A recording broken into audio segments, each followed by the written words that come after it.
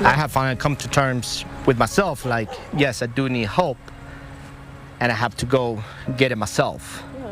Well, that part of like going to get it myself and, you know, sit in front of someone and tell them, look, this is what I have to dive into dark and traumatic events that caused me all these problems. It's easy for me to talk to my buddies and to the guys that, you know, been there because they understand.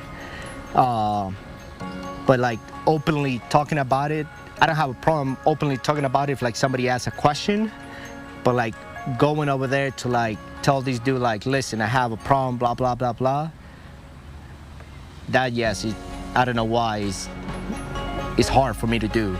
Every single person that fought in the front lines was trained to be the toughest, the strongest, you know, and the smartest, you know, in order to defeat the enemy.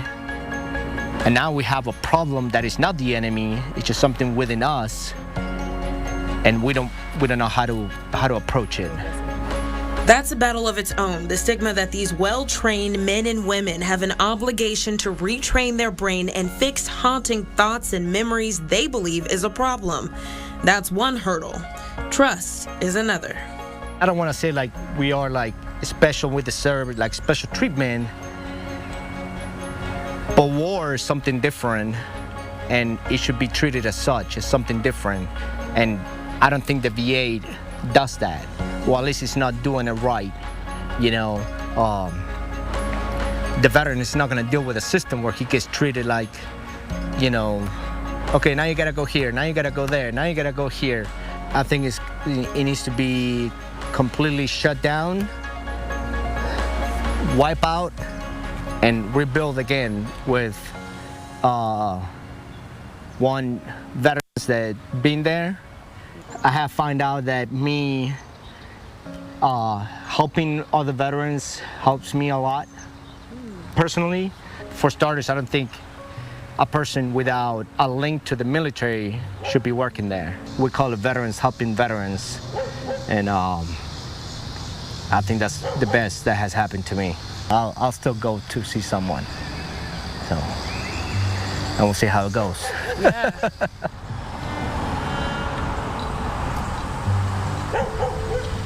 Anyone with PTSD, probably the strongest motivation they've got is to try to not think about this thing and avoid it. The thing about PTSD memories is that they tend to, it's almost like they're stored differently. I'll talk to Vietnam veterans who will say things like, you know, this thing is as clear as if it happened yesterday, it happened this morning, it happened 5 minutes ago. I can see it again, hear it again, smell it again.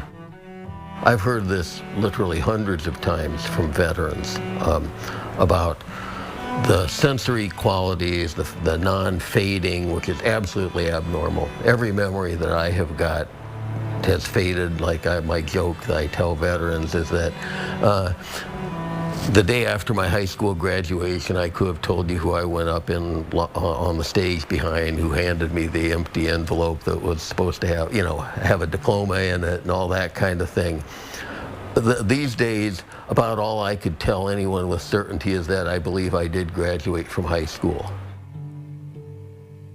In general, it has to do with these the military trauma I was talking about. John Wallace works inside the VA as a psychologist, working with PTSD patients for a little over a decade. He says each case is different, but what is the same is the spectacular ability to recall these war stories and memories.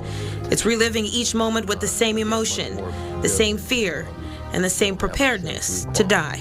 I remember a veteran who had lost his sense of smell, had taken a TBI, and all he could smell now, and he actually had the sensation.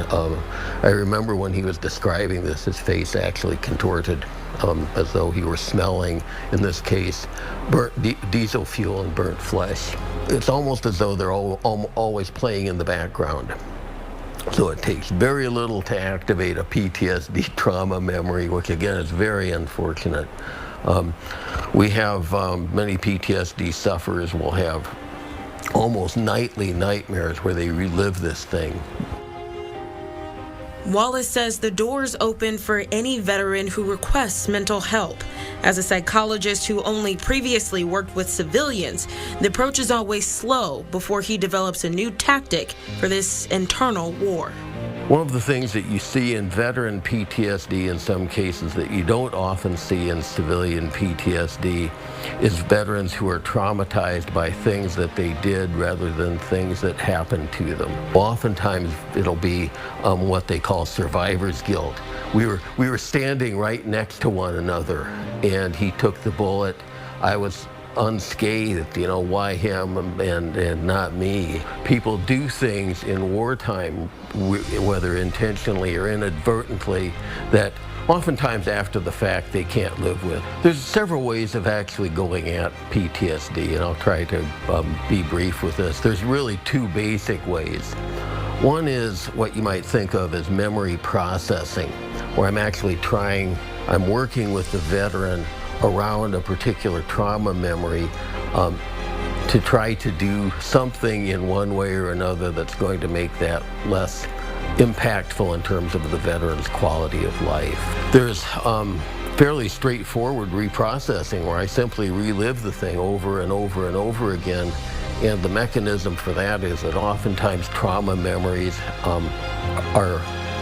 they aren't a discrete single memory, they almost get fragmented into chunks. And to store a memory in my long-term memory rather than have it living with me in the present, I have to have it in a chunk. And so this sort of reliving over and over again, it's called actually prolonged exposure therapy in VA land. The idea is that by reliving it over and over, one, I become desensitized to it. It becomes less frightening and less impactful because it's almost like I wear it out.